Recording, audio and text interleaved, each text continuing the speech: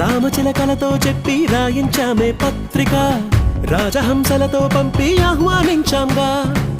కుదురుగా నిమిషం కూడా నిలబడలేమే బొత్తిగా, ఏమాత్రం ఏ చోట రాజీ పడలేక.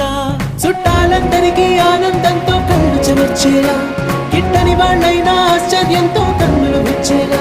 కలల్లోనైనా కన్నామా, కథలైనా విన్నామా, ఈ వైభోగం అపురూపం అనుకుంటానమ్మా.